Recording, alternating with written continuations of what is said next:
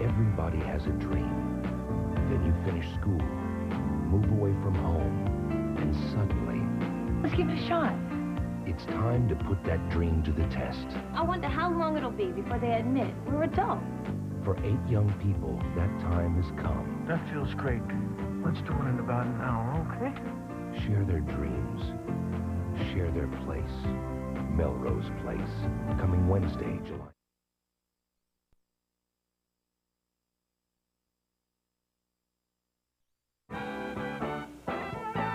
From the NBC studios in Burbank, California, The Tonight Show with Jay Leno. Featuring Branford Marsalis and The Tonight Show Band. Tonight, Jay welcomes director of Batman Returns, Tim Burton. The music of The Black Sheep. And from Coach, Pam Stone, I'm Ed Hall. And now, Jay Leno.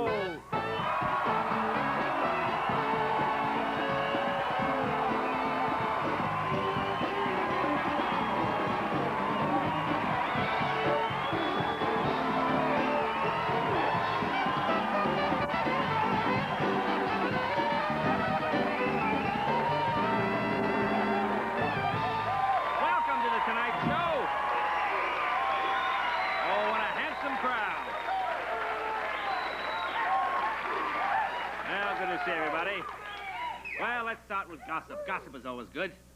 The hot rumor going around Washington is that Ross Perot hired private investigators to look into President Bush's background so he could later embarrass the president.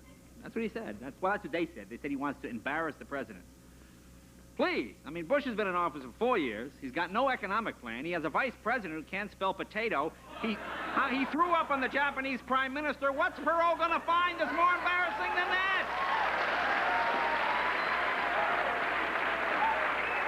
You know, I'll tell you something. That private investigator thing is not a bad idea. Maybe we should all hire one and find out what Perot really stands for, huh? God. Well, I mean, what do we know about Ross Perot? I mean, let's face it. If big ears, a funny haircut, and a strange personality meant anything, Mr. Spock would have been elected years ago. But, actually, Ross Perot could cure the unemployment problem in this country if he wanted to. Why doesn't he hire half the population to investigate the other half? See, that way... Take care. But his third-party candidacy has caused a lot of these political splinter groups to evolve. Like there's this new group, Republicans for Perot, new group that started. Even a smaller group just started yesterday, Republicans for Bush. That's an even smaller group. But President Bush is fighting back. The other day he signed a $1 billion urban aid package that provides $500 million for summer jobs for teenagers. That's pretty good. If we just convince them to create some jobs for their parents, boy, that would be even better. Yeah, please.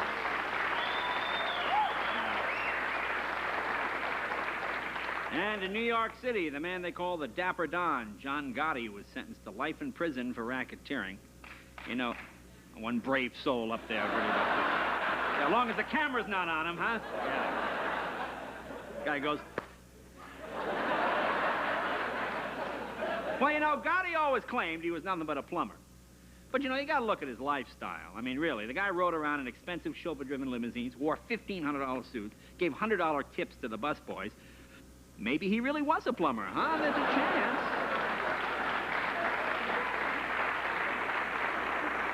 Well, did you see it on the news last night in New York City? People rioting, setting fires, turning over cars. And those were just the Susan Lucci fans. Yeah.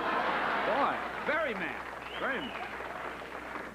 And speaking of crime, here's another odd kind of crime story. Police in Fort Lauderdale finally arrested a man who robbed 10 banks in a row.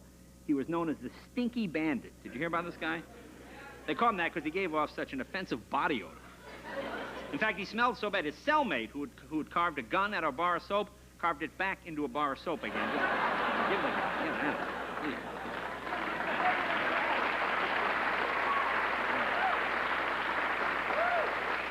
And in Japan, Japanese engineers have designed a new boat, well, I guess it's a ship, really, that is so efficient it can reach speeds of 115 miles an hour on the water. 115 miles an hour. Is this a problem for the Japanese? They can't ship their cars here fast enough as it is? Please. Now, here's something even more amazing right here in America. There's a company in California that's now selling windmills to the Dutch. Isn't that amazing? No, no. The company is selling windmills to the Dutch. We should find out who the salesman is who made that deal, put him in charge of the economy. That's the guy you want running this thing.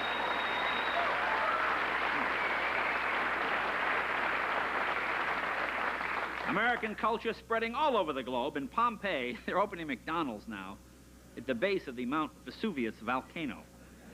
I think it's a good idea putting McDonald's at the base of a volcano.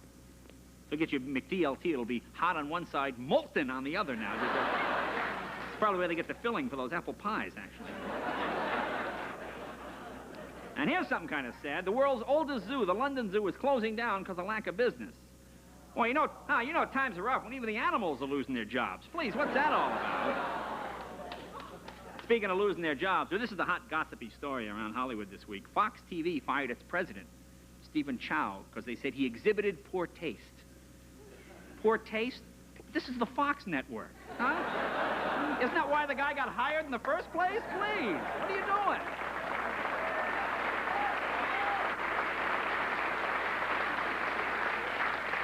Here's something else interesting. A new report says lovers who are blindfolded can recognize each other by feeling their partner's foreheads.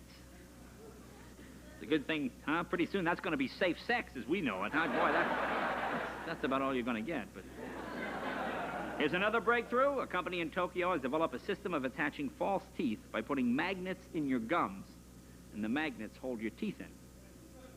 They work pretty good. The only problem is when you eat, you have a hard time getting the fork out of your mouth. Anyway, ladies and gentlemen, we have a good show tonight. We have the director of Batman, Tim Burton, is here. We have the music of Black Sheep, very popular rap group. I think you're going to like them. Yeah, really nice guys. Comedian Pam Stone, who you know from Coach. And, of course, you know, we've gotten an awful lot of mail in the last few weeks about the band. People say, oh, we want to hear the band. So Branford and the Tonight Show band are going to do a little something from Scott Joplin, Maple Leaf Rag. Branford Marsalis, tonight.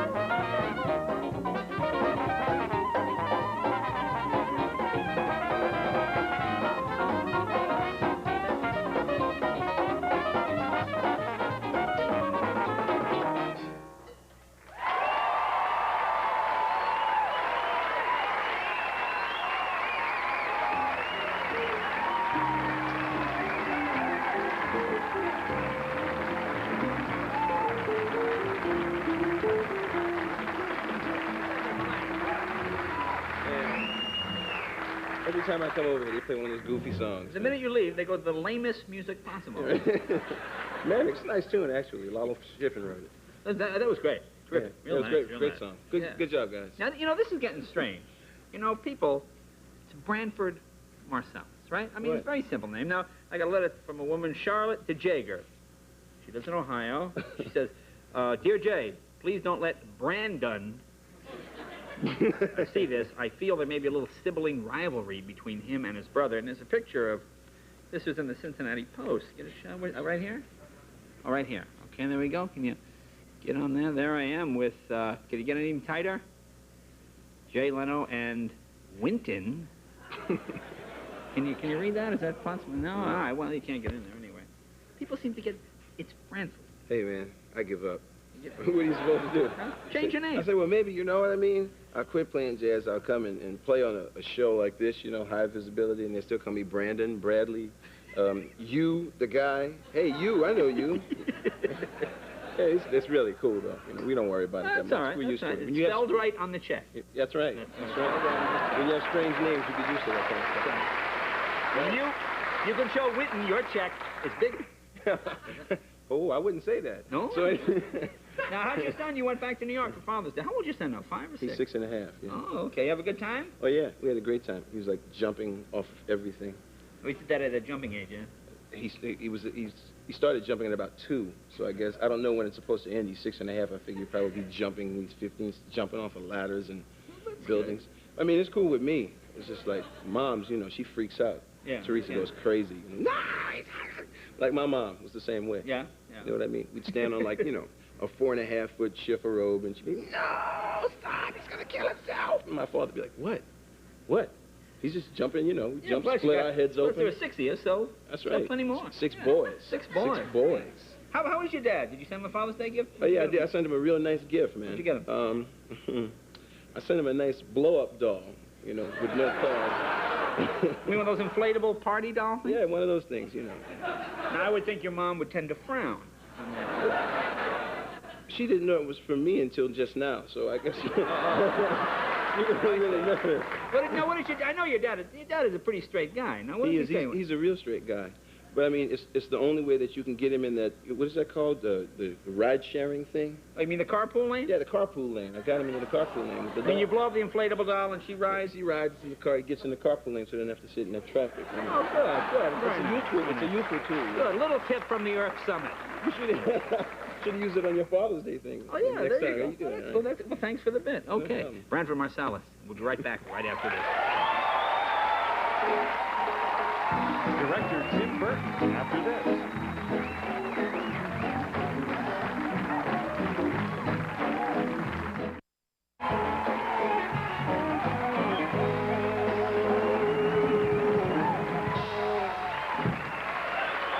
Welcome back. My first guest, one of the most successful and imaginative film directors working today. His movies include Pee-wee's Big Adventure, Beetlejuice, Edward Scissorhands, and of course his Batman sequel is already looks like it's going to be one of the biggest hits of the year. Batman Returns is the real name. But please welcome Tim Burton.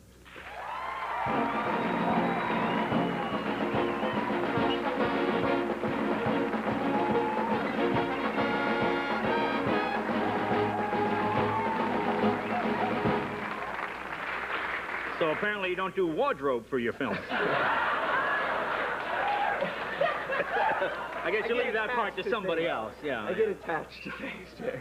Well, you know, I'm a fan, and I watched this week. I said, okay, I'm going to get all my Tim Burton films and watch them all.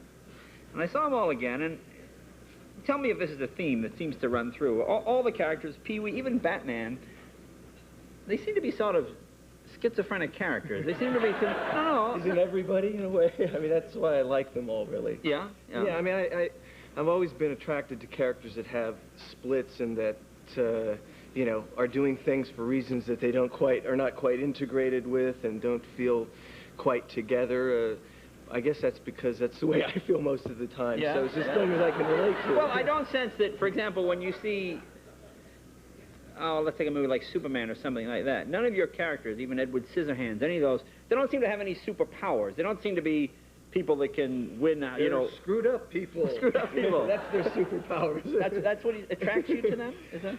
Yeah, I mean, I think that's why I like Batman, is that he seemed very modern to me that way, in the sense that he's not somebody who, I don't know, I mean, I always had a problem with Superman. I just wonder why he just didn't, you know, blow away everybody with his breath or something. This kind of thing has more, you know, it just has more weird reality, but a nice kind of reality. It just seemed kind of modern to me. It just seems sort of like the way things are. Now, you grew up right here in Burbank, right? I mean, just... Right here. In fact, my house, the stage was where my house was. Really?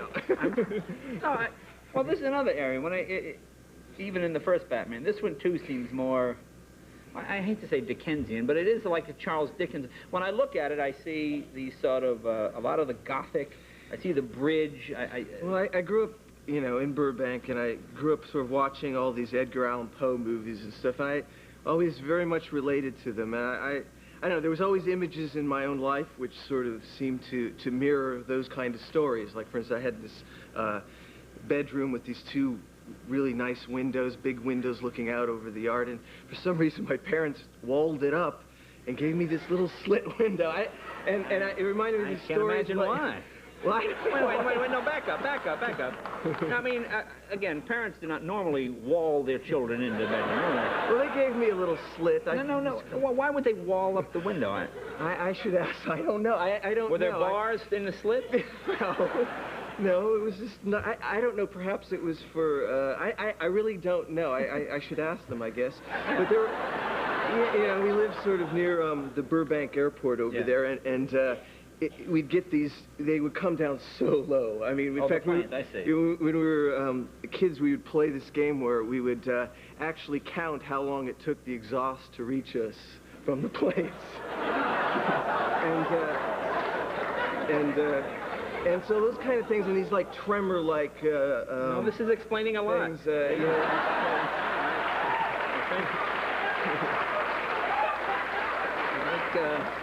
the Surgeon General could use you to testify.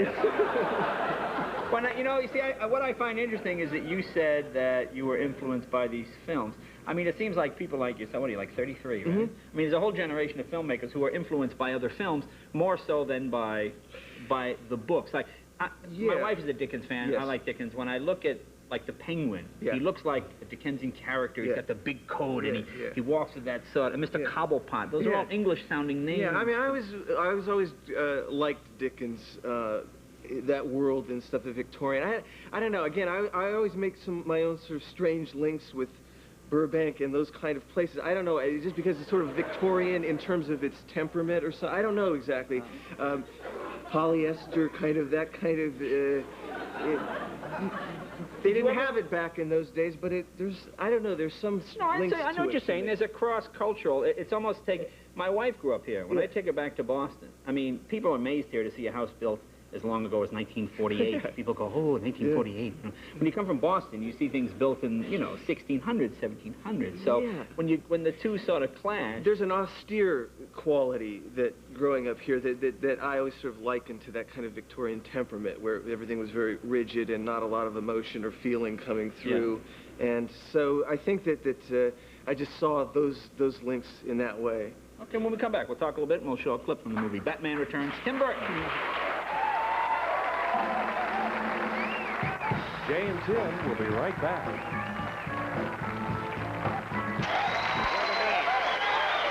We are talking with Tim Burton, the director of Batman Returns and Edward Scissorhands and a bunch of other movies. Here's a question I'm sure every film student in the country probably wonders. I mean, you were, what, 28, I guess, when you directed Batman. Certainly one of the biggest movies of all time. I don't know, maybe the biggest, I don't know. How do we get from sort of 28-year-old to...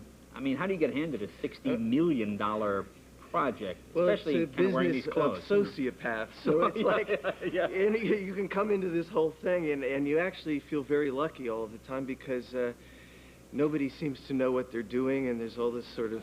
No, but you started, what, as an animator for Disney? Is that correct? Started as an animator at Disney for a couple of years, and then did a couple of short films, and then got the opportunity to do Pee-wee's Big Adventure. Right. It just was kind of stream of conscious, and I don't know, you know, I mean... I never really went to film school or anything, so I really kind of lucked into the whole thing in a way. Oh, by not having any sort of thing By not having any skills, they give you movies to direct. When you do a scene, do you sketch out, like when I look at sort of the Penguin's lair, I mean, and I see this, all the elaborateness to it, do you sketch that out on paper? Do you then give it to a set designer? I mean, I do little sketches, but I work with people that I've worked with before, and I work with people that like me enough that will look at like weird little kind of cartoony sketches and kind of elaborate. And it's, you know, there's a lot of people involved, and you like to work with artists that are, you know, that are into it and kind of elaborate on things. So, you know, I don't meticulously sketch out everything. Yeah. I started out doing that more, but as I get into it more, just a little bit more shorthand. Well, tell me about Danny DeVito. Now the Penguin character, I mean, I used to read Batman as a kid, and also on the TV show. Obviously, the Penguin is a little bit different. I mean, this is such a dark, I mean, strange sort of character. How far is too strange? I mean, how do you know when you... Well, I don't. I mean, we just try to, you know, that was one of my least favorite characters in the comic because it was just a guy in a top hat and all. And, you know, when Danny DeVito got involved, we really wanted to make it something. And we just took the idea of the penguin, just that word alone, and just conjured up the whole thing. And then once it was a lot of research with that character, but you know, it's based it on anybody we know. Do you see people go? It's based on most of the political candidates at the moment. Sure, I can see that. Yeah, he's the true outside candidate. Boy, he is the outside candidate. Yes. Okay, we have a clip here. Let's put our monitor up here. All righty, there you are. You would like this kind of this is the scene from Batman Returns. What is it on television already? Yeah, gosh, I tell you. Just need any setup? What we're going to see here? It's just a bunch of weird animal people running around in the dark. I don't know. Well, I'm glad you're not doing PR for this film. Okay. I think Michelle Pfeiffer is in this. Yeah, right? Michelle That's the Catwoman. And Danny and Michael Keaton and. All right, let's take a look. Batman Returns. What do you want? Ah, the direct approach. I admire that in a man with a mask.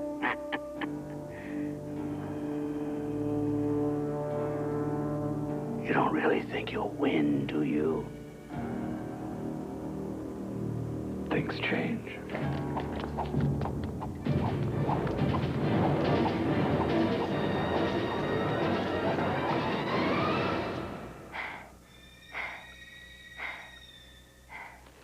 Meow.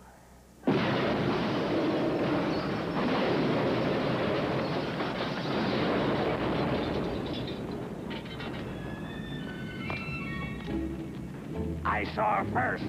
Gotta fly.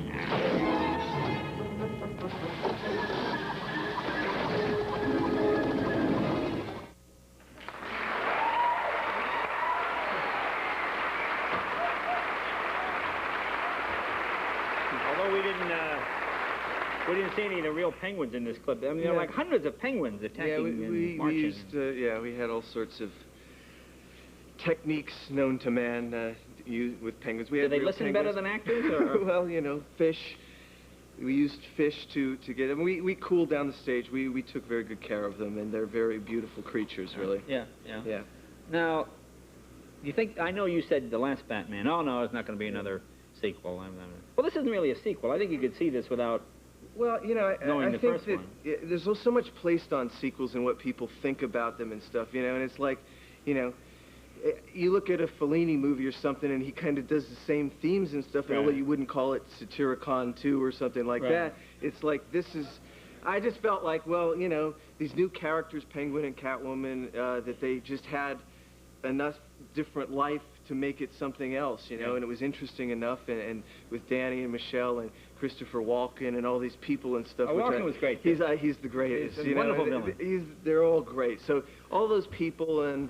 You know. Let me put you on the spot here. Now, this is the rumor going around town. I mumble grumble. Mm-hmm. Robin Williams, maybe the Riddler in the next one. Is there anything to this? I kept on the first movie. I have a press clippings this thick of like I remember once where it said Al Pacino was donning the tights to play Robin and all these like weird.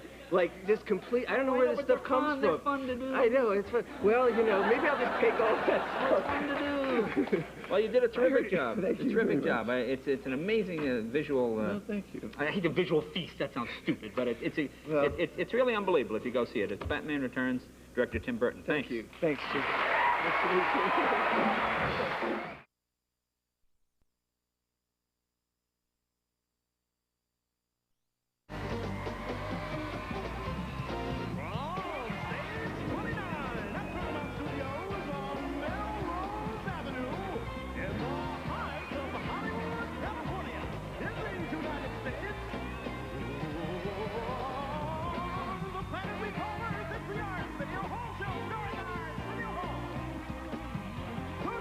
Arsenio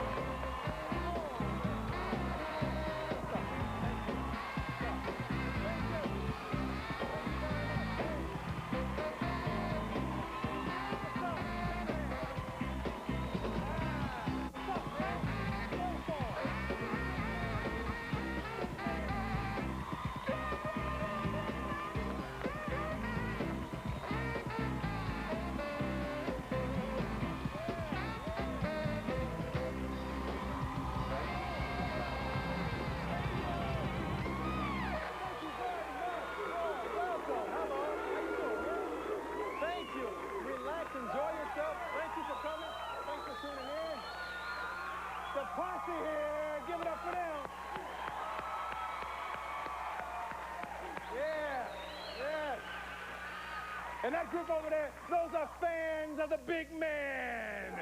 Yeah. Good to see you, Claire. It's a pleasure. One more time for the big man. The big man. The big man. Yeah.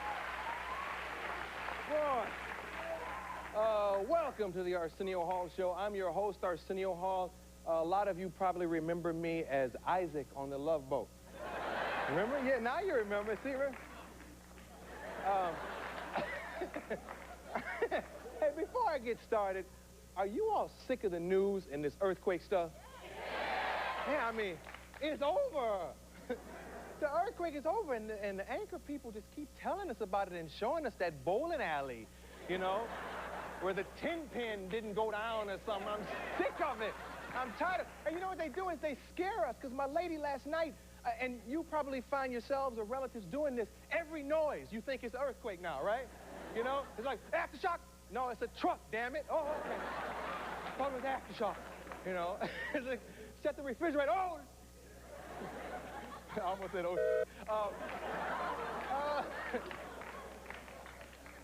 Hi, Mom. All the people are placing the damage estimates at $200 million. Yeah, one guy said it'll probably cost $1 billion, but he was a Sears mechanic, so I'm not counting. You know how they are.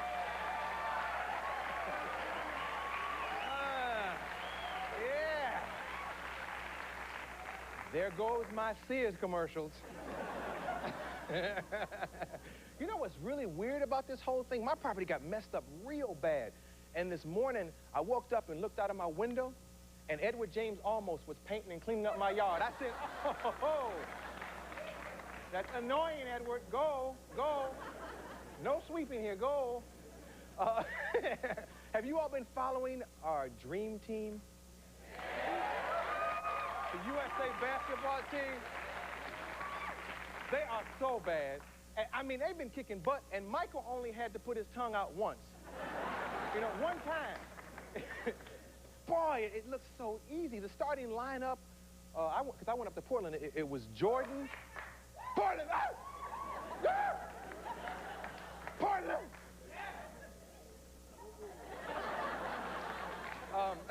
I was up there, and it's very nice up there, very peaceful, and the people are kind. Jordan started, Bird started, Robinson started, Barkley started, Magic started. It's so sad for the other teams. It's so sad. When they played Cuba, that's when I went. Oh, man, talking about Bay of Slaughtered Pigs. It was real sad. The final score was 136-57. So if you had Cuba and 70 points, you lose. That's amazing. You lose. I think the Laker girls did better against the USA team. You know, they were kind of distracting, but they played well. They played Canada yesterday. From Canada, love it up there. Ratings are great. Don't want to insult anybody. But 105-61, hey. 105-61 tonight. In the second half of their game against Panama, they let Magic rest, and they put in that guy with the 316 sign, the John 316 sign. He played point guard. They still won. You know, it's just real sad. Real sad. What else is going on in the news? According to ABC News and a Washington Post poll, Bill Clinton is ahead in the race for presidency, which is kind of new. Yeah. Congratulations to Mr. Clinton. I still don't know who I'm going to vote for. But we have learned one thing about Bill Clinton. He loves being on top. So I'm sure he's happy right now being #1 in the poll. Yes!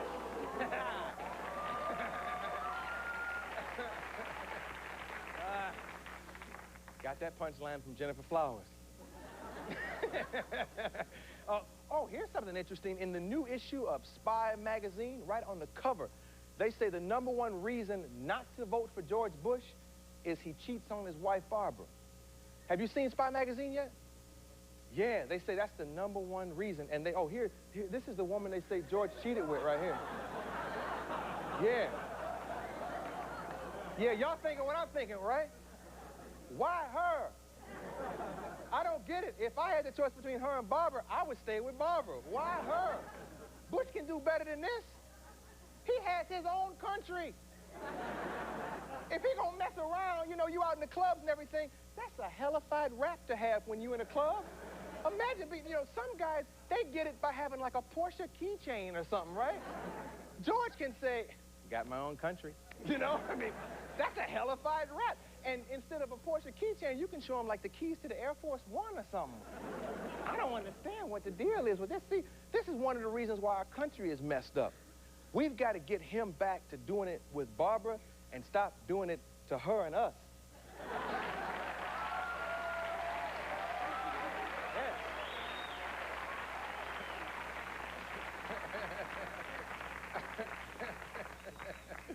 I'm gonna have guys in my bushes again tonight. And it won't be Edward James Olmos. Oh, gosh. Clarence. Hey. How you doing? I'm great, man. I'm glad you're here. You look great, man. Thank you, man. Thank you. You look good, and you're doing this thing with Howie Mandel, apparently. Music director for the Howard Mandel Show. He was here last night talking about Funny last night. Yeah, oh, man. It was funny last night. Bill Cosby. I spent the rest of the evening after the show went off the air beating up Bill Cosby. But get out of here, man. Get out of here. 8 o'clock. Tomorrow night. CBS. CBS tomorrow night, 8 o'clock. Yeah. Don't let that guy walk on anymore. Boy, oh boy. Okay, we know when the show is on. Y'all know when the show is on? Damn. 8 o'clock. Somebody was telling me about your license that they sent you. That's a very funny story. I haven't seen it yet. You ready for this? This is my LA driver's license.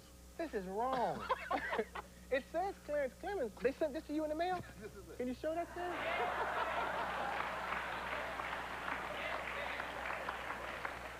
After the king is in, I thought I'd do something different, you know what I mean? This is the wrong Clarence. Oh, man. We got a great show. If you'll blow a little bit, I'll tell them who's here. All right, man.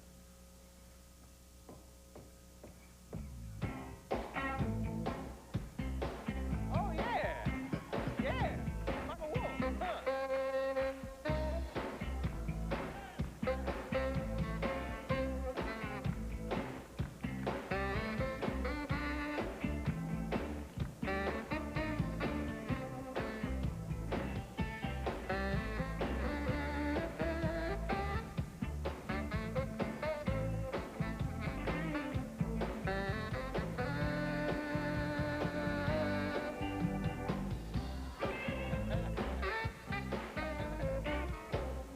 A great show for you. The music of the zoo with Fleetwood Mac's Mick Fleetwood.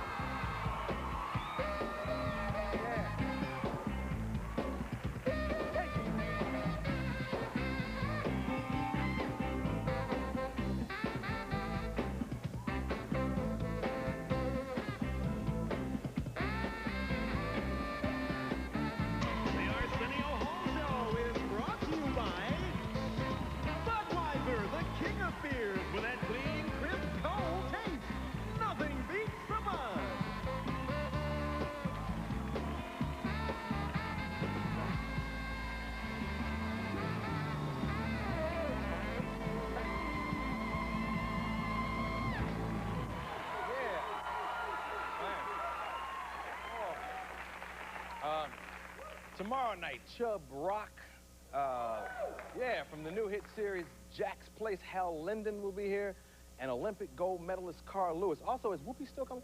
Whoopi Goldberg's gonna stop by, so that should be a fun night. Yeah. This guy is here a lot, and I sometimes don't get to have him stand up and wave, and I'd like to give him his props. Gary, stand up and wave to the people. Gary Coleman! Gary Coleman! What's up, man? Gary Coleman! Yeah! You looking good, man. God. How you doing? Can't get over this rope here. It's a pleasure. Just one time. This will make America happy. Just say, what you talking about, Arsenio? All right, this is for everybody. Okay. What you talking about? Thank you, man. Gary Coleman! Yes! My next guest could easily be called Hollywood's $2 billion man, because that's how much money films like Beverly Hills Cop 1 and 2. Yeah. I remember them all now. Trading Places, Coming to America, 48 Hours, another 48 Hours. That's how much money they've all brought in. Critics are already praising his latest film, Boomerang. And it's a funny movie. You ladies are gonna love it. You ladies are really gonna love it. Yes, indeed. A brand new Eddie. This is Eddie Murphy.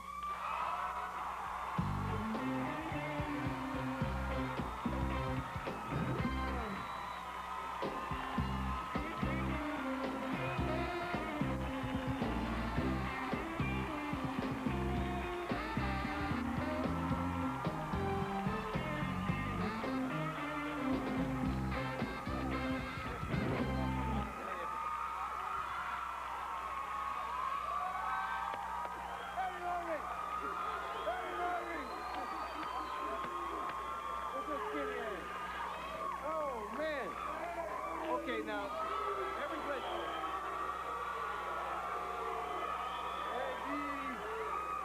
Eddie! Every place I look, there is something written about the new Eddie Murphy. I hear Cary Grant, I hear maturity. What do you think about... See, okay, now, you know, we have to do like we always do. We have to forget we know each other, and I know all the answers to these questions. What do you think about the brand new Eddie Murphy concept? I don't know why everybody's tripping. Because I'm pretty much the same cat, except I got a haircut. Basically, you know, I haven't been the Eddie Murphy that people thought I was for years. Like the guy in a leather suit with the ring on the outside of his glove. I haven't been that guy in years. I just hadn't done any press, so the press thought I was still that guy. You know, so now they did some press and they seen I was normal, and they're like, he's back. And it's like, I've been back for years. What do you think about the comparisons to Cary Grant? Oh, I'm flattered. So what do you say to something like that? Yeah, when I read it, it's like, maybe I'm not familiar enough with his work, but I don't see the movie as making you the new Cary Grant. Well, I'm not really hip to Cary either. No, you know, I mean, I know he was cool and Judy and all that, you know. He was like everybody else, you know. But, you know, hey, I know Ron O'Neill's work and Richard Roundtree's work very well. That's what I grew up watching. Max Julian, I can tell you all about his movies, and I can tell you all about Rudy Ray Moore movies, but not very much about Cary. Oh, we've lost him. No, I know Cary Grant is bad. I'm flattered when I say, you know. Yeah. Let's talk about Boomerang. Okay. First of all, it was your concept, right? Yes. Why did you want to do this movie? 'Cause I wasn't working.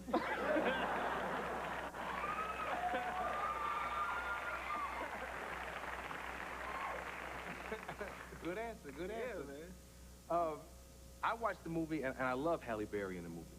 She's very, very good. You all know Halle Berry from Jungle Fever, and a lot of wonderful projects. Okay, you're engaged to a young lady named Nicole. Mm-hmm. Is Nicole the Halle Berry of your life? What a ridiculous question. Is she the Halle Berry of my life? Yeah, because, I mean, you've seen your movie, right? Yeah. Okay.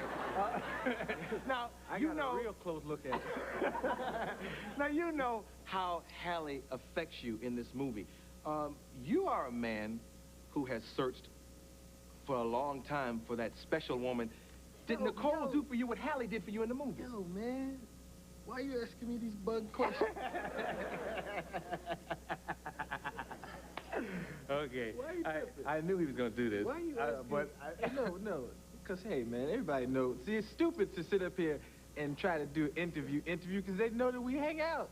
So long we just sit there and kick it. Okay, You know, but let me... Let me ask you a question. Now, you all haven't seen the movie yet. Nicole. You all haven't seen the movie yet, right? Real, right?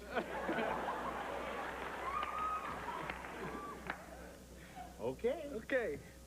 No, hey, but hey. Okay. Now you want to say okay and be like, I asked you some questions you don't want to answer. And I said back then, well, I got some you might not want to hear it. Keep it cool. We've already had this conversation. Yeah, people out in the audience going, oh, is that crazy?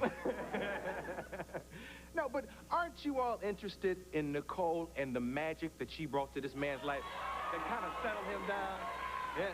Because, I mean, this lady has done something to you that no woman has ever done to you, man. What she do, man?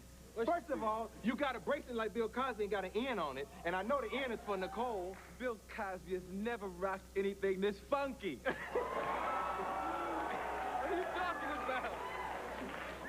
I meant the concept. The concept. No, this isn't it. He has a Camille bracelet.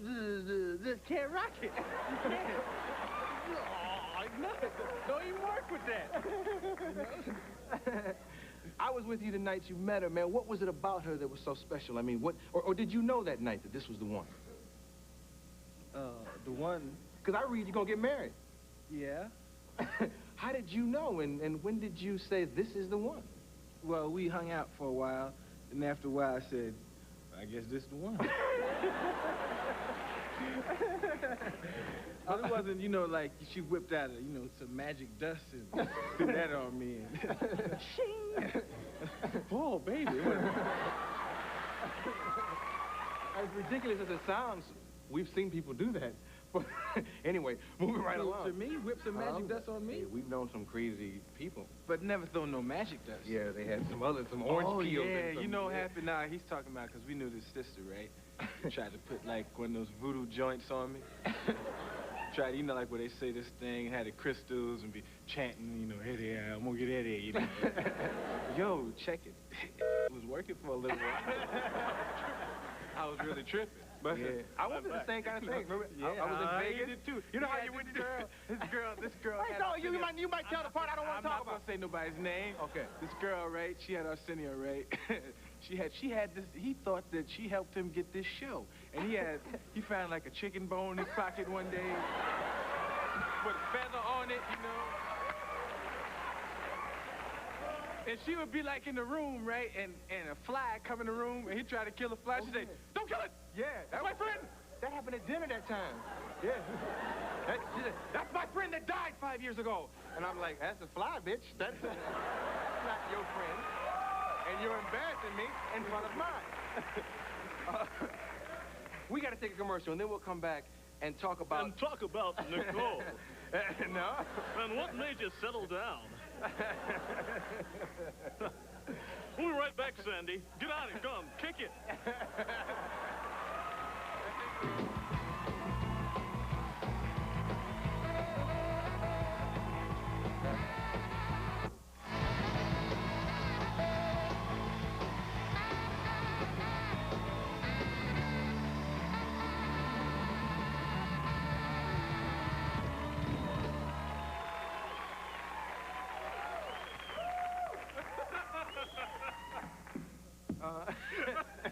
Oh, hey, man, hold it.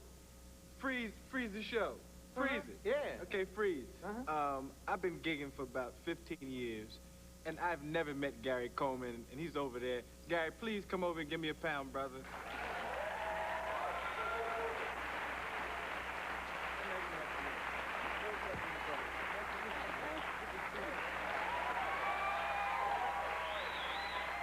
Gary Coleman. You know, this is strange. This business is strange. It's a strange business. You be around people, or you could live on the same block as somebody in this town and not meet him. And I've you know, always thought she was funny. So nice to meet you. And as we were saying, we have a clip from the movie Boomerang. We should look at it. What's in this clip, Eddie? Set it up. I think in this clip I'm acting like a girl. Kinda. I'm behaving like, you know, like the way girls behave.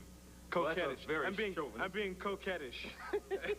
But in other parts of the movie, I'm being treated the way men treat women. Women really gonna get a kick out of it because you guys get to see how doggish we really are. and I think in this scene, though, I'm being coquettish. Let's check it out. Have you ever had somebody treat you like Robin Givens treats you in this movie? Yes, Robin Givens did. It's a joke. It's a joke. Everybody knows I used to go out with Robin. Yeah, but if I had to say that, you would have been mad. No, I wouldn't. Okay, well, no. Let's look at this clip. I wouldn't. Clip. Oh, no. Really, that shouldn't come in your pocket. Really. Oh, Christy, don't. That shouldn't be in here, you know? Like, I'm not ready for this. I mean, are we by ourselves in here? Of course we're by ourselves. Come on.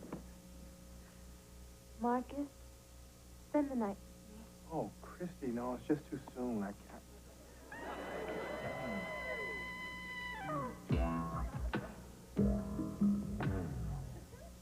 I just don't want to be hurt again.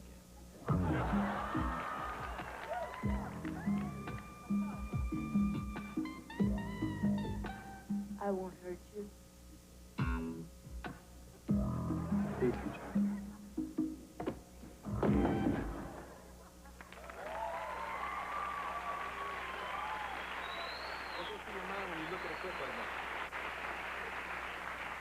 What went through my mind when I looked at that clip? Mm-hmm. I was like, yo, they could have rapped an even funnier clip.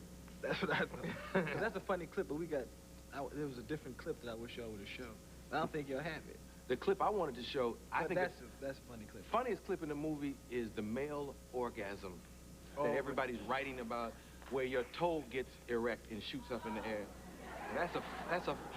Is that something that people write into the script, or did you just do that? Oh man, you know, the director had to make me do that, because I just thought it was nasty when he put the camera by it.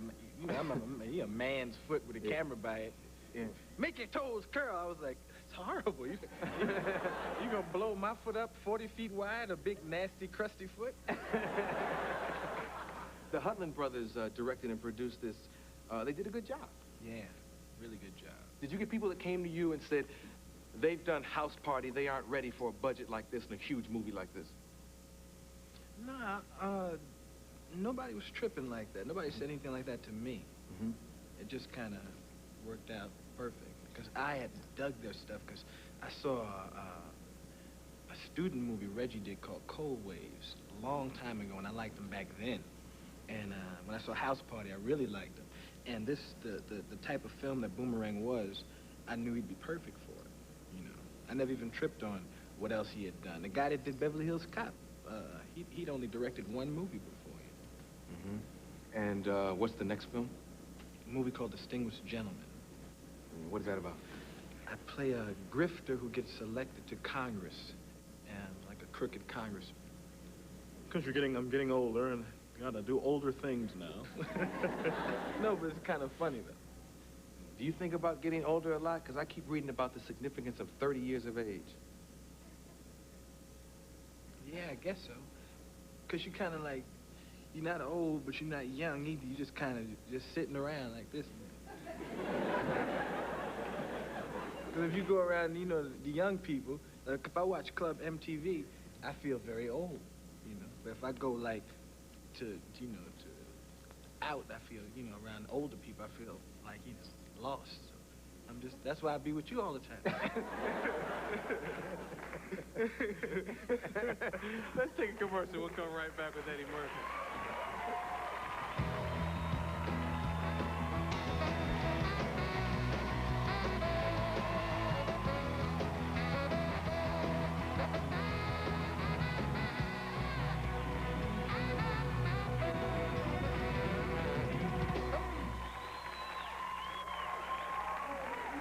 it's interesting that you're going to play a politician, but you kind of hate politics. I don't hate politics at all. You don't vote. Yeah, well, you know, I'm just, I have what's the best way of putting this outside? A hate for politics? No, it's not a hate for politics. It's like, I don't remember a time when people were happy in this country, you know? So it's like, I can't get off. When I feel like somebody is representing me and I look and say, okay, I'm voting for him because he's going to do something for me, really for me, then I'll vote. But if it's a question of like, well, I know I'm going to have a foot in my ass, who got the smallest feet? You know? I'm not with it. So when you look at... What size Perot got? Yeah, 'cause I know George Bush wears some 13 triple E. You know, I'm not going all into that. When you look at Clinton, Bush, and Perot, do you see anybody you have an interest in voting for? Hey, man, I say my prayers, and I'm a spiritual person. And I'm going to let God settle all this craziness and all this. But we can't all do that, Eddie. Yeah, but that's what I'm doing, man. You know, that's what I'm doing. I think it's a higher power than all of it. I think it's a higher power than government. I think it's a higher power than all of those things. And I've been let down personally. You feel let down, and you feel like you're a victim. I've had all that stuff in my life, you know. And I'm down with that higher power. That's who I give my vote to. But isn't that kind of like being a slave on the plantation and just singing and saying, Lord will make a way?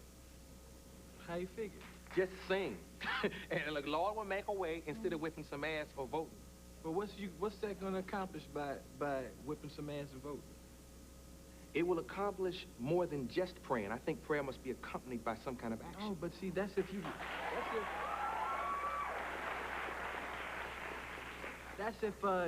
you feel that the government is doing things for you. You feel like the government is helping you out and doing things for you and has your best interest in hand. That's why I'm going to vote, because I believe. But have you ever felt like that? Have you ever felt I'll like just that? keep voting until I find somebody who has my interest at hand. Wait now. But who's tripping then? If you just going down in the booth and pulling this lever and I'm singing, who's tripping? Who's to say what happens when you go pull a lever and they say, oh yeah, we counted the votes and there's this and who knows what goes on, man? I know, but you have nothing. Hey, Chief, you have nothing to do with any of it. Any of it. There's some cats that run this thing. Nah, I'm not doing this, and a lot of people are gonna say, oh, he's crazy and rock the vote and all that. But there are a bunch of cats that run this planet, and they just wait on the higher power to handle things. I mean, read your Bible. Read your Bible. Read your Bible. I read Revelations, they ain't say nothing about, and thou shalt rock the vote. rock thine right to vote. I think that's satirically sound, but I really think you got to rethink that concept. Where were you doing the riots? You were out here, right? I was watching the riots. Yeah, when you watched that, what did you think? I was angry, and I was confused, and frustrated. You feel frustrated, you know, because you feel like, I don't know, man. I think the two greatest black minds ever, Malcolm X and Martin Luther King, you know?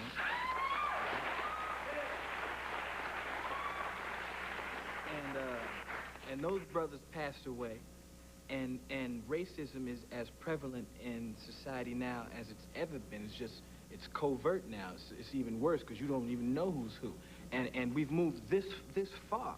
And it's like, it ain't like I'm on the plantation singing like we shall overcome, because it's not like I'm not on that tip. I'm not singing. It's like I know you have to do certain things to be successful in this system. And I know you have to go by the laws and follow all this stuff and work. You can be successful in this system. And turning over an apple cart ain't gonna get you nothing but shot by the powers that be. And people say, oh, he's raw, he's down, and you be dead. I'm here to make some movies and make people laugh, and God will handle all this madness. He will handle it all. I'm an artist. We'll be right back with the artists.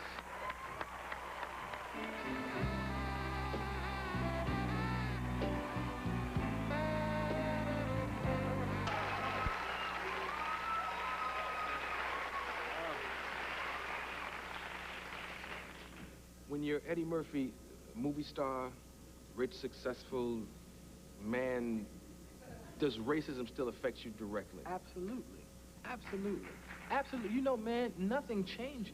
You know, you'll always be black no matter. You know that no matter what you do. You always be black in America and you always be treated, you know, like a black person. Even if you're a rich person, you're being treated like a rich black person, you know? Yeah. And if that doesn't make any sense, that's like, it's no nigga. Oh, it's Ed. Come on in, Ed. Hi. That's what I'm talking about. It happens all the time, man. Oprah Winfrey was here and she said she had on a hat or something and went to a store where they have to buzz you in New York, and they wouldn't let her in. But the face breaker, she called back from across the street and said, it's Oprah. And they said, uh-huh. And they still wouldn't open the door. Oh, man. See, that's just ignorance. And when I don't want people to think I'm nuts, man, this whole thing with politics, man. I'm just like, I'm so frustrated. And I really feel like if somebody came along, you know, that I really felt like I believed in, I'd go register tomorrow. But I don't believe in nobody, so I'm neutral. Yeah. Does your music make you feel better? I know you built this huge studio at the house. My music is just something that I do, man. Like, yeah, it's such a positive tune. Is that what helps you get through this world? No, man, I just get through it like everybody else. It ain't like I need this, like when I'm down, I go to the keyboard and let's funk it up. Just to get it all together. Like that. I do music because I love doing music. I love writing. Yeah. Now, the tune that I was talking about, yeah, I mean, you have Michael Jackson on there, and Luther Vandross, Patti LaBelle, Paul McCartney. We have almost everyone, and you have Michael Jackson, Luther Vandross, Patti LaBelle, Stevie Wonder, Herbie Hancock, Garth Brooks, Janet Jackson, Julio Iglesias, Paul McCartney, Elton John, Hammer, Heavy D, Babyface, Howard Hewitt. That's one song. Aaron Hall. Wait, I'm not finished. We have In Vogue. We have Bon Jovi, Richie Sambora. Ike Turner. No, not Ike Turner. We got and myself. And all we're doing on the whole record is just saying yeah over and over again. We're singing yeah. It's a song about positivity. And we're donating all the money to the Yeah Foundation, the charity that I'm starting. And that'll be helping people that are hungry and sick and need to go to school, all different kinds of things.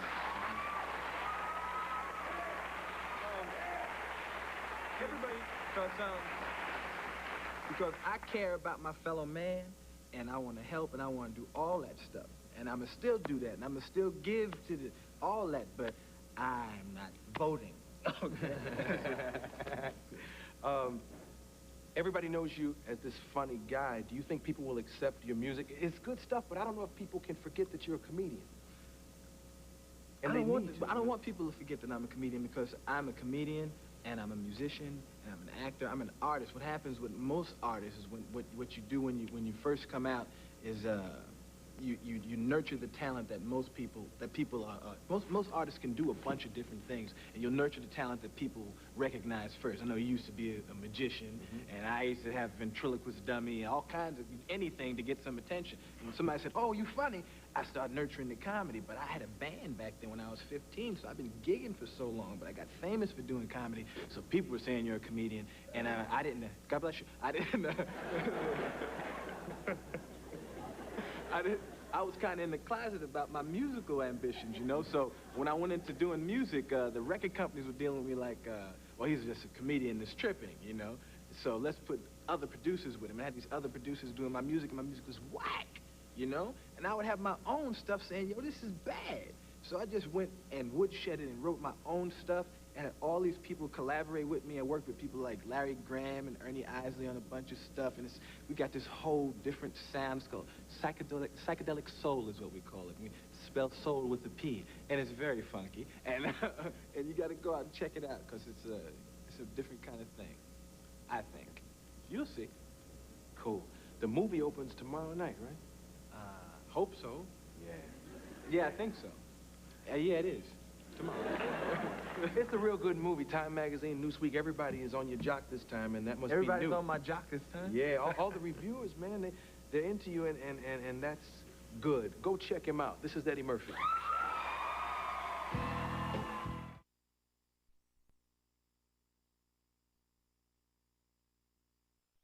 Drugstore the other day trying to get a cold medication. Did you ever try and pick one of these out? Not easy. It's a wall. It's